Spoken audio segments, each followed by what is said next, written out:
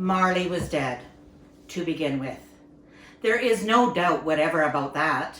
The register of his burial was signed by the clergyman, the clerk, the undertaker, and the chief mourner. Scrooge signed it, and Scrooge's name was good for anything he chose to put his hand to. Old Marley was as dead as a doornail. Scrooge knew he was dead? Of course he did. How could it be otherwise? Scrooge and he were partners for I don't know how many years. Scrooge was his sole executor, his sole administrator, his sole assign, his sole residually legate, his sole friend, his sole mourner. Scrooge never painted out old Marley's name, however. There it yet stood, years afterwards, above the warehouse door, Scrooge and Marley. The firm was known as Scrooge and Marley. Sometimes people new to the business called Scrooge Scrooge, and sometimes Marley. He answered to both names. It was all the same to him. Oh, but he was a tight-fisted hand at the grindstone, was Scrooge. A squeezing, wrenching, grasping, scraping, clutching, covetous old sinner. Nobody ever stopped him in the street to say, with gladsome looks, "My dear Scrooge, how are you? When will you come to see me?" No beggars implored him to bestow a trifle. No children asked him what it was o'clock. No man or woman ever once in all his life inquired the way to such and such a place of Scrooge. Even the blind men's dogs appeared to know him, and when they saw him coming on, would tug their owners into doorways and up courts, and then would wag their tails as though they said, "No eye at all is better than an evil eye, dark master." But what did Scrooge care? Once upon a time, of all the good days in the year, upon a Christmas Eve, old Scrooge sat busy in his counting house. It was cold, bleak, biting foggy weather, and the city clocks had just gone 3, but it was quite dark already. The door of Scrooge's counting house was open that he might keep his eye upon the clerk, who in a dismal little cell beyond, a sort of tank, was copying letters. Scrooge had a very small fire, but the clerk's fire was so very much smaller that it looked like one coal. But he couldn't replenish it, for Scrooge kept the coal box in his own room, and so surely as the clerk came in with a shovel, the master predicted that it would be necessary for them to part. Wherefore the clerk put on his white comforter and tried to warm himself at the candle, in which effort, not being a man of strong imagination, he failed. "Oh, Merry Christmas, Uncle! God save you!" cried a cheerful voice. It was the voice of Scrooge's nephew, who came upon him so quickly that this was the first intimation that Scrooge had of his approach. "Bah!" said Scrooge. "Humbug!" "Christmas a humbug, Uncle? You don't mean that, I am sure." "I do. Out with Merry Christmas. What Christmas time to you but a time for paying bills without money? A time for finding yourself a year older and not an hour richer? A time for balancing your books and having every item in them through a round dozen of months presented dead against you? If I had my will, every idiot who goes about with 'Merry Christmas' on his lips should be boiled with his own pudding and buried with a stake of holly through his heart. He should. Uncle!" "Nephew, keep Christmas in your own way and let me keep it in mine." "Keep it? But you don't keep it. Leave me it alone then. Much good may it do you, much good it has ever done you."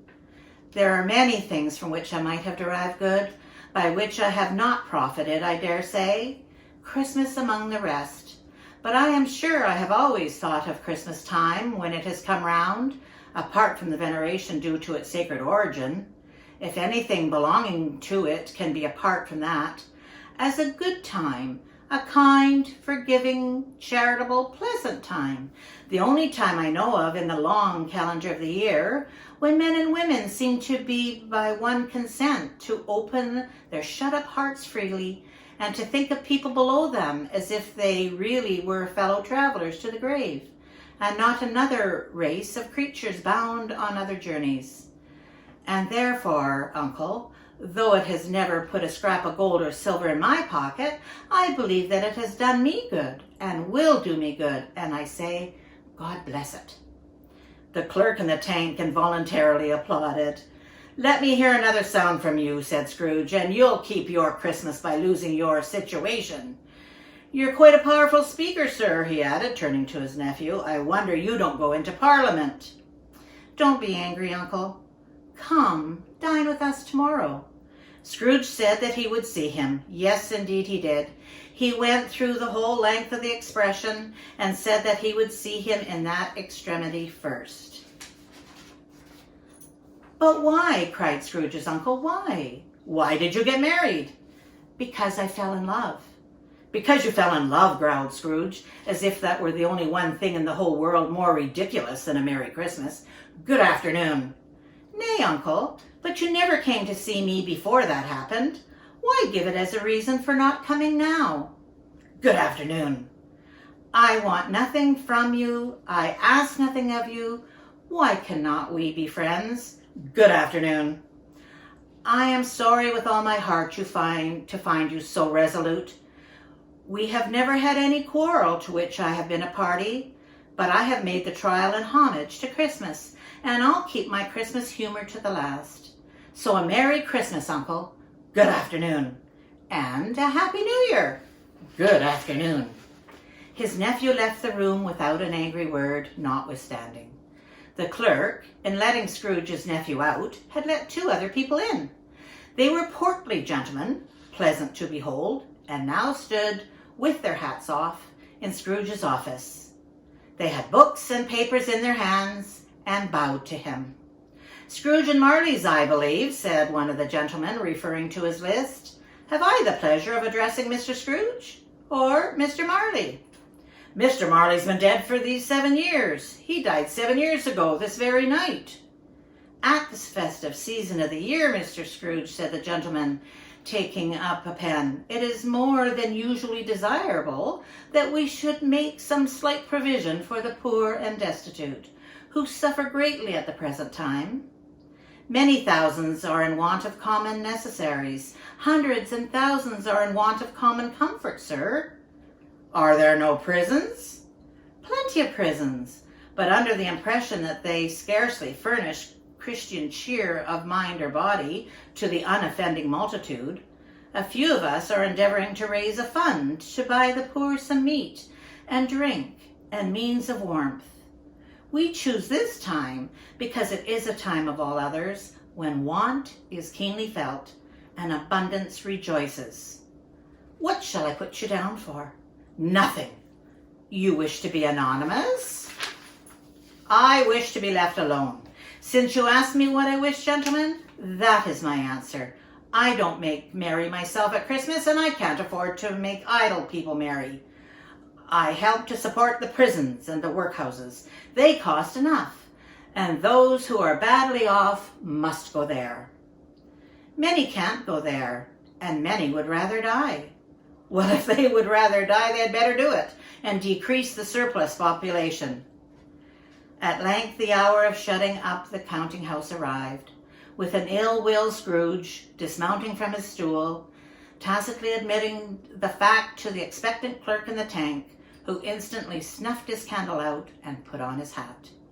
You'll want all day tomorrow, I suppose? If quite convenient, sir. It's not convenient, and it's not fair. If I were to stop half a crown for it, you'd think yourself mightily ill-used, I'll be bound. Yes, sir. And yet you don't think me ill-used when I pay a day's wage for no work. It's only once a year, sir. A poor excuse for picking a man's pocket every 25th of December.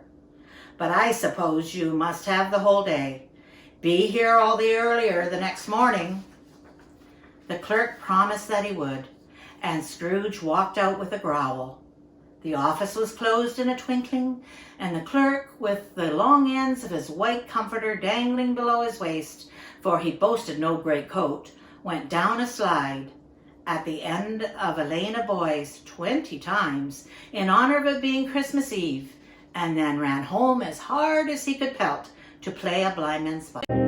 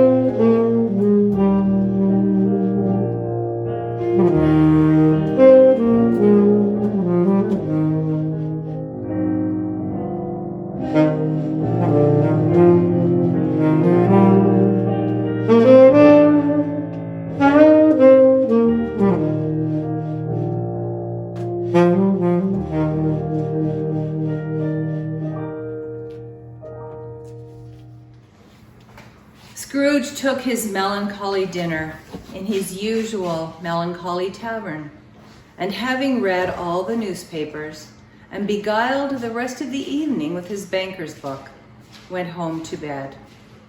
He lived in chambers which had once belonged to his deceased partner.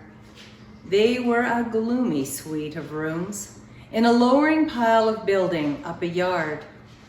The building was old enough now and dreary enough, for nobody lived in it but Scrooge, the other rooms being all let out as offices. Now it is a fact that there was nothing at all particular about the knocker on the door of this house, except that it was very large. Also, that Scrooge had seen it night and morning during his whole residence in that place.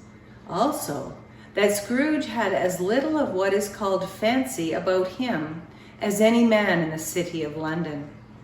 And yet Scrooge, having his key in the lock of the door, saw in the knocker, without its undergoing any intermediate process of change, not a knocker, but Marley's face. Marley's face. What a dismal light about it, like a bad lobster in a dark cellar. It was not angry or ferocious, but it looked at Scrooge as Marley used to look, with ghostly spectacles turned up upon its ghostly forehead. As Scrooge looked fixedly at this phenomena, it was a knocker again. He said, "Oh, pooh-pooh," and closed the door with a bang. The sound resounded through the house like thunder. Every room above and every cask in the wine merchant's cellars below appeared to have a separate peal of echoes of its own. Scrooge was not a man to be frightened by echoes. He fastened the door and walked across the hall and up the stairs, slowly too, trimming his candle as he went.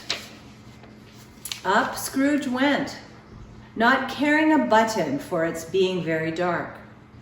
Darkness is cheap, and Scrooge liked it. But before he shut his heavy door, he walked through his rooms to see that all was right. He had just enough recollection of the face to desire to do that. Sitting room, bedroom, lumber room, all as they should be. Nobody under the table, nobody under the sofa, a small fire in the grate, spoon and basin ready, and the little saucepan of gruel. Scrooge had a cold in his head, upon the hob. Nobody under the bed, nobody in the closet, nobody in his dressing gown, which was hanging up in a suspicious attitude against the wall. Quite satisfied, he closed his door and locked himself in, double locked himself in, which was not his custom. Thus secured against surprise, he took off his cravat, put on his dressing gown and slippers, and his nightcap, and sat down before the very low fire to take his gruel. As he threw back his head into the chair, his glance happened to rest upon a bell, a disused bell that hung in the room and communicated for some purpose now forgotten with a chamber in the highest story of the building. It was with great astonishment and with a strange, inexplicable dread that as he looked, he saw this bell begin to swing. Soon it rang loudly, and so did every bell in the house. This was succeeded by a clanking noise deep down below, as if some person were dragging a heavy chain over the casks in the wine merchant's cellar. Then he heard the noise much louder, on the floors below, then coming up the stairs, then coming straight towards his door. It came on through the heavy door, and a specter passed into the room before his eyes.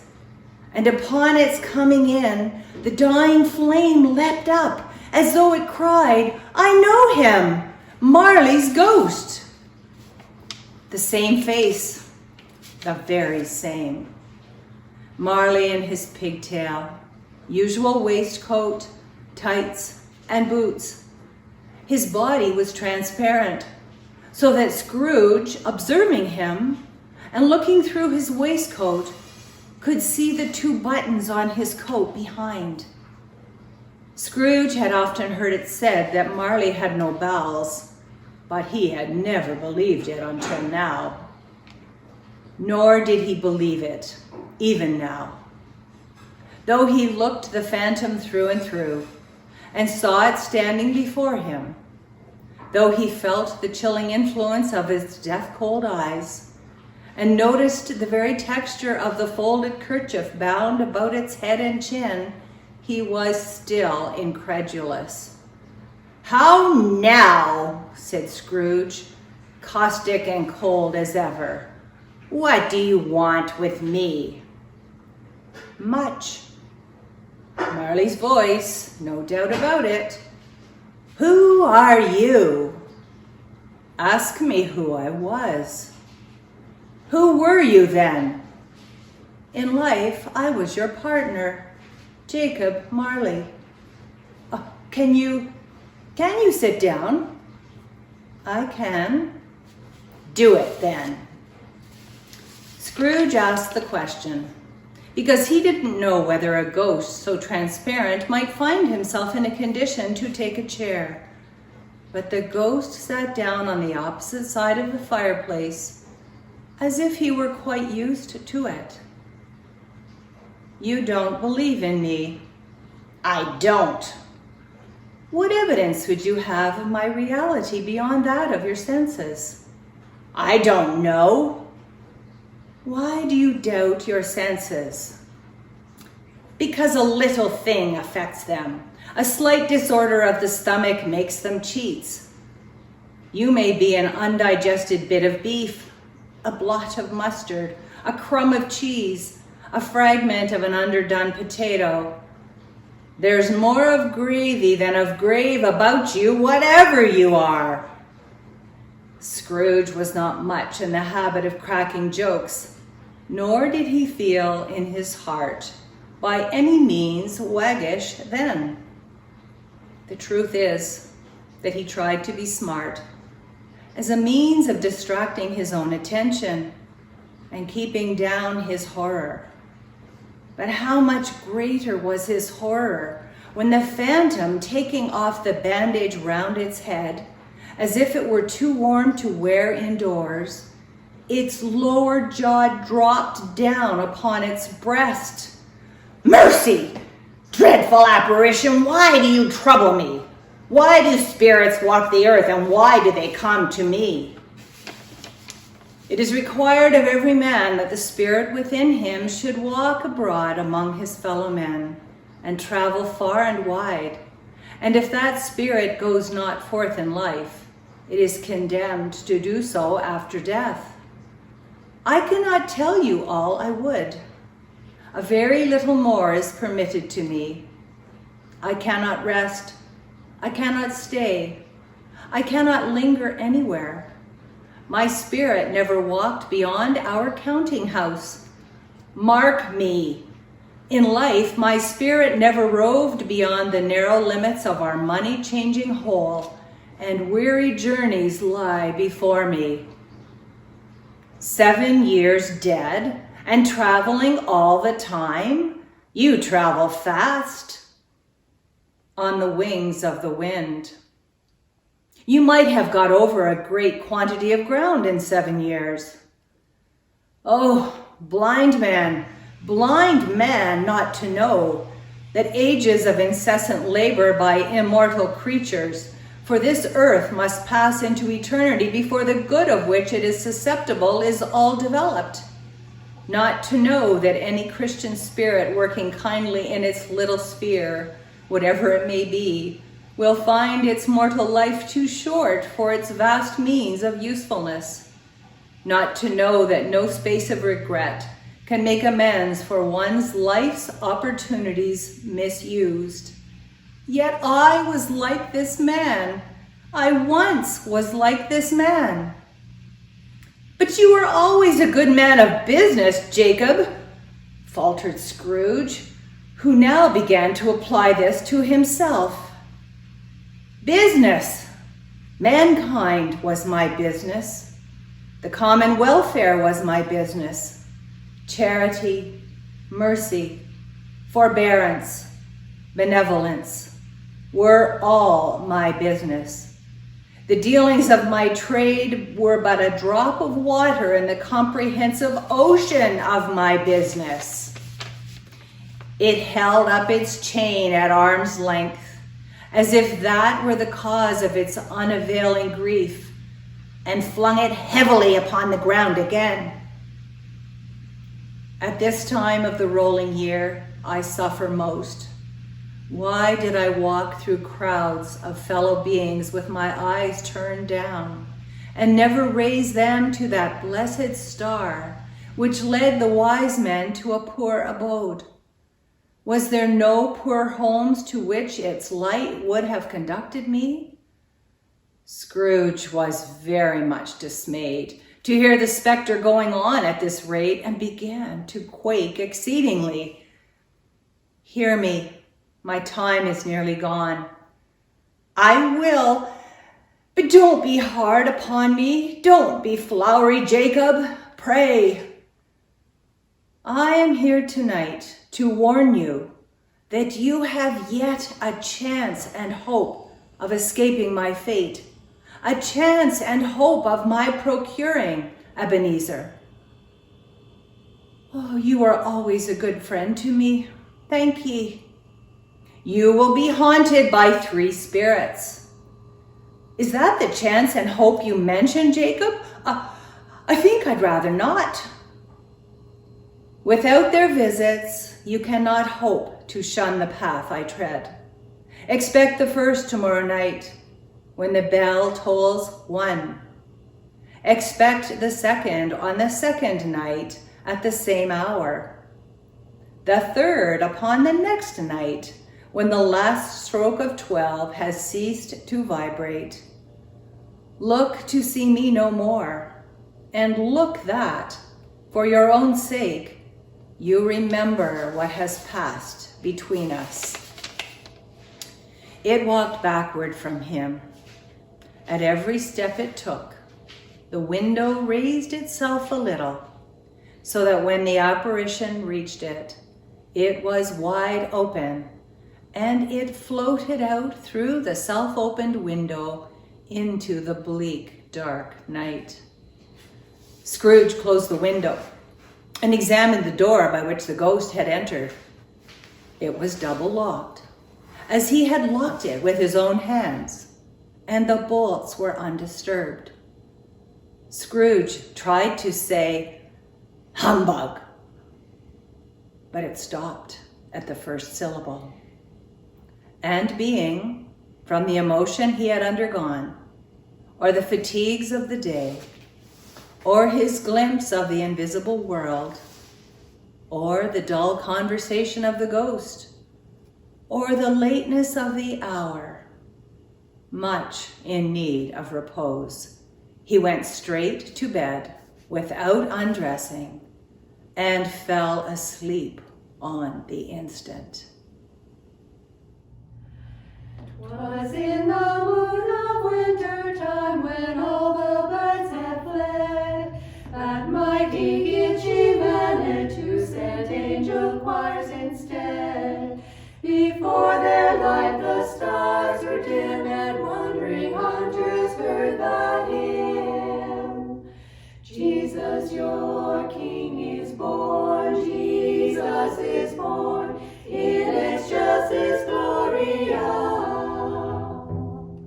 Within the lodge of broken bark, the tender babe was found. A ragged robe of rabbit skin enwrapped his beauty round. And as the hunter raised her nigh, the angel's song rang loud and high. Jesus, your King is born, Jesus is born, in excelsis Gloria. O children of the forest free, O sons of Manitou, the holy child of earth and heaven is born today for you. Come kneel before the radiant boy who brings you beauty, peace, and joy. Jesus, your King is born, Jesus is born, in excelsis Gloria, in excelsis Gloria.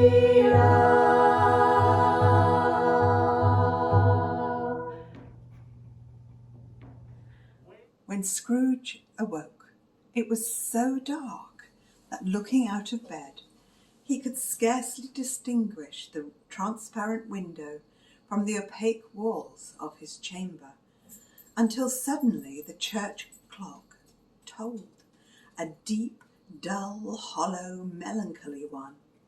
Light flashed up in the room upon the instant, and the curtains of his bed were drawn by a strange figure, like a child, yet not so like a child as like an old man, viewed through some supernatural medium, which gave him the appearance of having receded from the view, and being diminished to a child's proportions.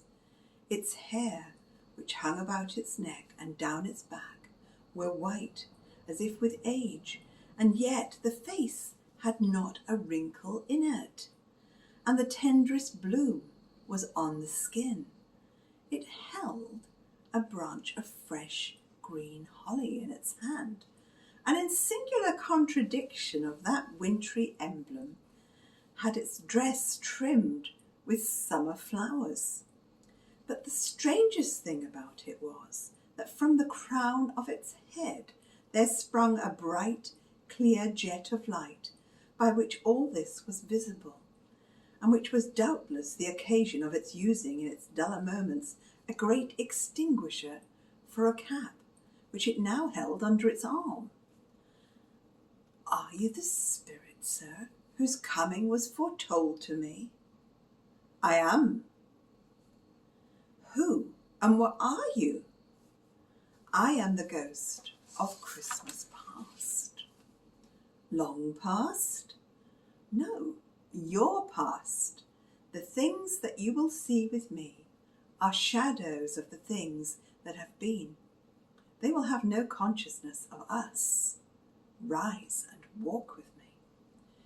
It would have been in vain for Scrooge to plead that the weather and the hour were not adapted to pedestrian purposes, that bed was warm and the thermometer was a long way below freezing, that he was clad but lightly in his slippers, dressing gown and nightcap, and that he had a cold upon him at that time. The grasp, though gentle as a woman's hand, was not to be resisted. He rose, but finding that the spirit made towards the window, clasped its robe in supplication. "I am mortal, and liable to fall." "Bear but a touch of my hand there," said the spirit, laying his hand upon his heart, "and you shall be upheld in more than this." As the words were spoken, they passed through the wall and stood in a busy thoroughfare of a city. It was made plain enough by the dressing of the shops that here too it was Christmas. The ghost stopped at a certain warehouse door and asked Scrooge if he knew it. "Know it? I was apprenticed here." They went in.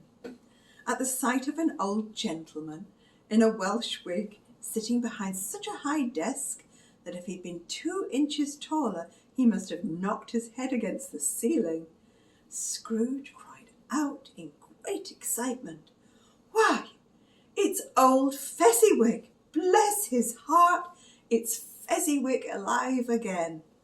Old Fezziwig laid down his pen and looked up at the clock, which pointed to the hour of 7. He rubbed his hands, adjusted his capacious waistcoat, laughed all over himself, from his shoes to his organ of benevolence, and called out in a comfortable, oily, rich, fat, jovial voice, "Yo-ho there, Ebenezer, Dick!" A living and moving picture of Scrooge's former self, a young man came briskly in, accompanied by his fellow prentice. "Dick Wilkins, to be sure," said Scrooge to the ghost. "My old fellow prentice. Bless me, yes. There he is. He was very much attached to me, was Dick. Poor Dick. Dear, dear." "Yo-ho, my boy," said Fezziwig. "No more work tonight. Christmas Eve, Dick. Christmas, Ebenezer. Let's have the shutters up before a man can say Jack Robinson. Clear away, my lads. and let's have lots of room here. Clear away. There was nothing they wouldn't have cleared away, or couldn't have cleared away, with old Fezziwig looking on. It was done in a minute. Every movable was packed off as if it were dismissed from public life for evermore. The floor was swept and watered. The lamps were trimmed, fuel was heaped upon the fire, and the warehouse was as snug and warm and dry and bright a ballroom as you would desire to see upon a winter's night. In came a fiddler with a music book and went up to the lofty desk and made an orchestra of it and tuned like 50 stomach aches. In came Mrs. Fezziwig, one vast substantial smile. In came the 3 Miss Fezziwigs, beaming and lovable. In came the 6 young followers whose hearts they broke. In came all the young women and men employed in the business. In came the housemaid with her cousin, the baker. In came the cook with her brother's particular friend, the milkman. In they all came, one after another, some shyly, some boldly, some gracefully, some awkwardly, some pushing, some pulling. In they all came, anyhow and everyhow. Away they all went, 20 couple at once, hands half around and back against the other way, down the middle and up again, round and round, in various stages of affectionate grouping.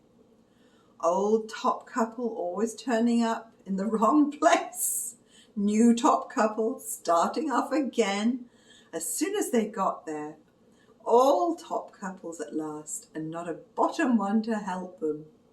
When this result was brought about, old Fezziwig, clapping his hands to stop the dance, cried out, "Well done!"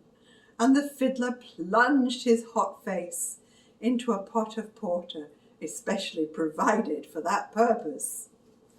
There were more dances, and there were forfeits, and more dances, and there was cake, and there was negus, and there was a great piece of cold roast, and there was a great piece of cold boiled, and there were mince pies and plenty of beer. But the great effect of the evening came after the roast and boiled, when the fiddler struck up Sir Roger de Coverley. Then old Fezziwig stood out to dance with Mrs. Fezziwig. Top couple too, with a good stiff piece of work cut out for them. 3 or 4 and 20 pair of partners, people who were not to be trifled with, people who would dance and had no notion of walking. But if they had been twice as many, 4 times, old Fezziwig would have been a match for them, and so would Mrs. Fezziwig. As to her, she was worthy to be his partner in every sense of the term. A positive light appeared to issue from Fezziwig's calves. They shone in every part of the dance. You couldn't have predicted any time what would become of them next.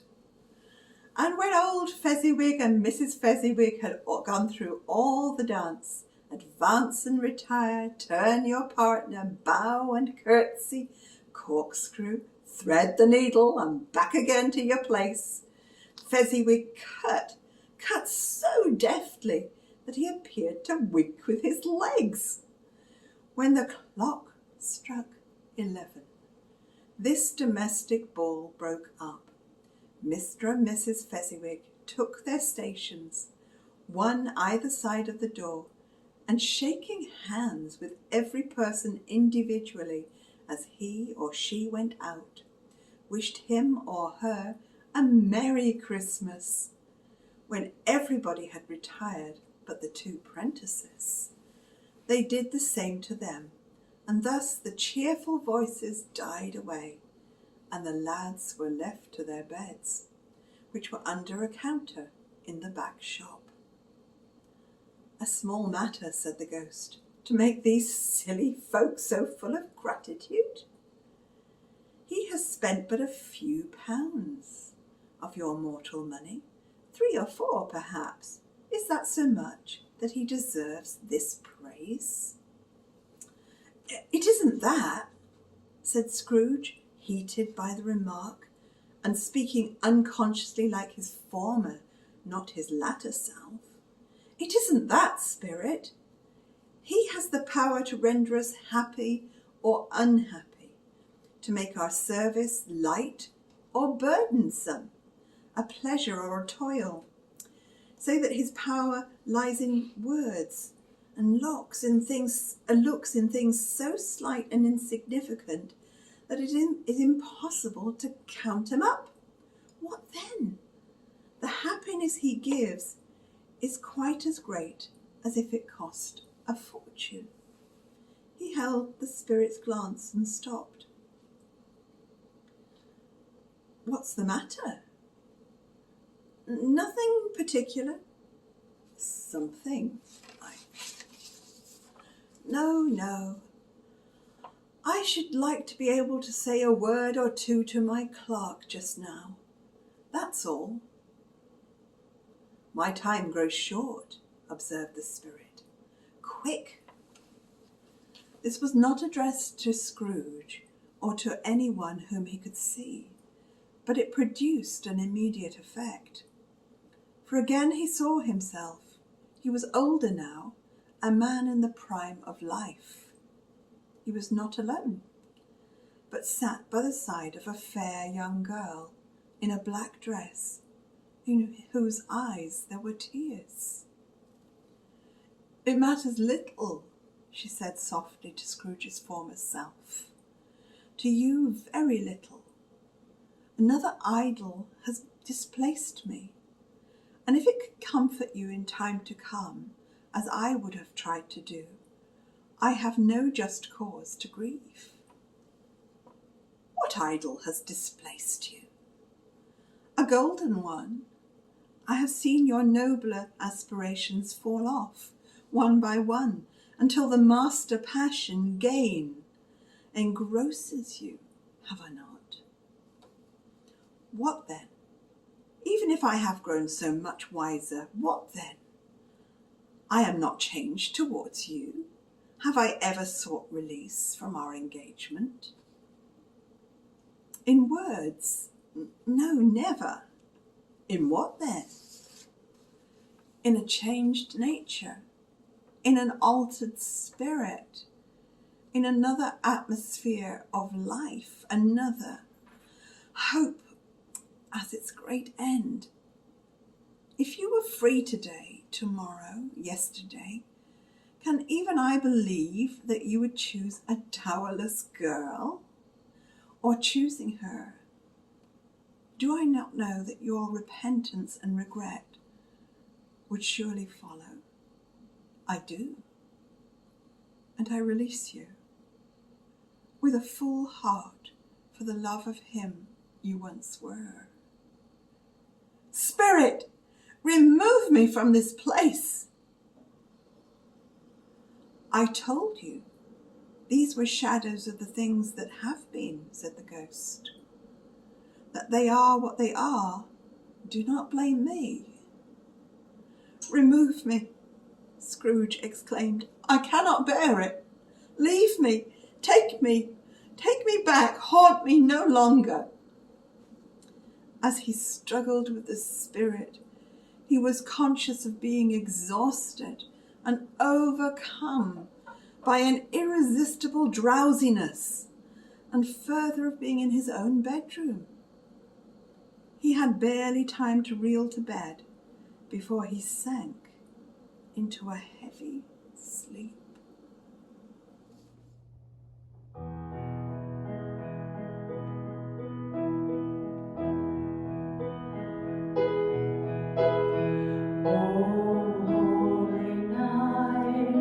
The stars are brightly shining. It is the night of our dear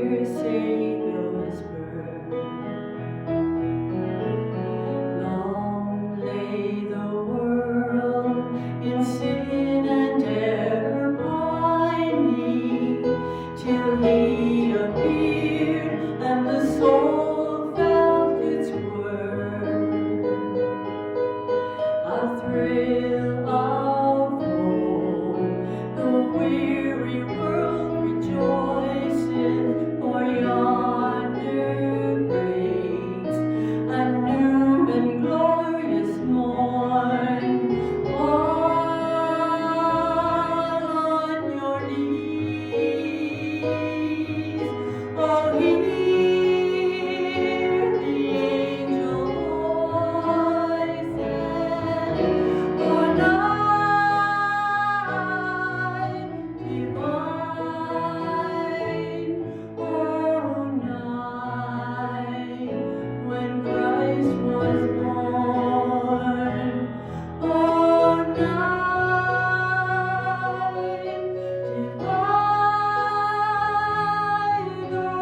divine, oh, night divine.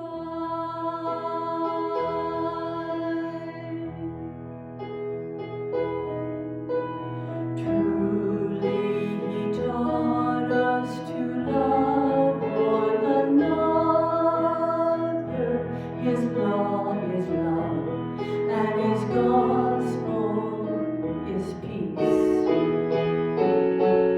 Chains shall he break, for the slave is our brother, and